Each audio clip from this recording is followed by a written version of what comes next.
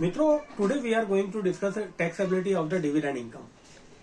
देखिए, एक जो इंडियन हमारा जो सेक्शन 9 है, section 9 deal with the accrual of income. वो इनकम की एक्रूअल के बारे में डील करता है। और जो इनकम इंडिया में टैक्स होती है वो सेक्शन 6 एंड सेक्शन 9 के कॉम्बिनेशन से होती है।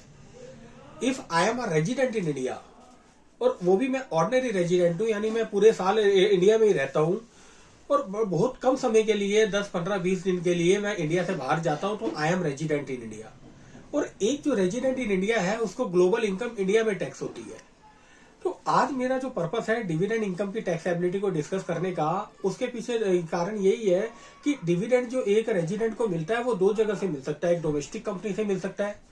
डोमेस्टिक कंपनीज वो कंपनीज होती है जो कि इंडिया में रजिस्टर्ड होती है, मिनिस्ट्री ऑफ कॉर्पोरेट में रजिस्टर्ड होती है। तो अगर आपको इंडियन कंपनी से डिविडेंड आता है, there are large number of the companies which paying a very good dividend to their share holder, like Bharat petroleum corporation of India, BPCL, HPCL, Hindustan petroleum corporation of limited, Indian oil corporation, PSC power finance corporation, REC rural electrical corporation, Coal India Limited. These are the government companies in which majority of the shareholding held by the government of India. तो ये जो हमारी dividend income आती है ये fully taxable होती है इन the hands of the share holder after 1 April 2020। prior to 31st March 2020, all dividend paid by the Indian companies are fully exempt in the hands of the share holder, because जो company dividend declare करती थी या पे करती थी अपने share holder को, उनको देने से पहले वो डिविडेंड डिस्ट्रीब्यूशन टैक्स पे करते थे 15% के रेट से।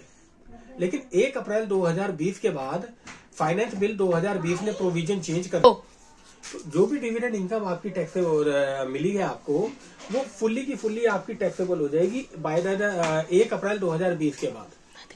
फिर गवर्नमेंट ने एक प्रोविजन इसके अंदर और ऐड किया कि अगर आपको डिविडेंड इनकम आ रही है किसी डोमेस्टिक कंपनी से या इंडियन कंपनी से, more than 4000 companies are listed in Indian stock exchange, NSC and BSC. तो ये 4000 कंपनी में से मोस्ट प्रोबेबली 20-25 कंपनीज ऐसी हैं जो कि अच्छा डिविडेंड पे करती है। बाकी तो सब अपना कैपिटल एप्रिसिएशन के फॉर्म में पैसा देते हैं। तो अगर डिविडेंड आपको मिलता है तो उस पर 10% टीडीएस भी कटेगा आपका। दिस इज ऑल्सो, अगर आपको डिविडेंड मिल रहा है तो वो 10% सब्जेक्ट टू टीडीएस है और नेट रिसिप्ट आपको मिलेगी।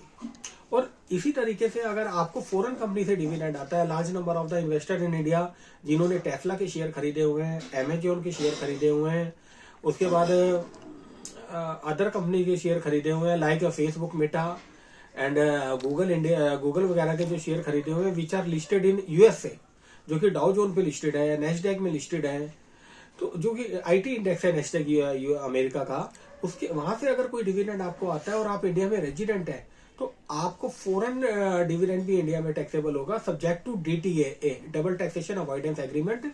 अगर वहां कुछ गवर्नमेंट ऑफ इंडिया का और उस कंट्री का कोई डबल टैक्सेशन अवॉइडेंस एग्रीमेंट है, उसके अंडर रेट अगर 5% दिया हुआ है और इंडिया का 10% का रेट है, तो whichever is more beneficial to the SSC, दोनों में से जो मोर बेनिफिशियल होगा एसएससी के लिए, उस रेट पे डिविडेंड इनकम एसएससी को टैक्स होगी। तो आपको डिविडेंड इनकम अपनी अदर सोर्सेज के हेड में लेनी है। और आजकल तो ये सारी डिविडेंड इनकम आपकी एनुअल इंफॉर्मेशन स्टेटमेंट में आ जाती है, आपके 26 में भी आ जाती है। Thank you.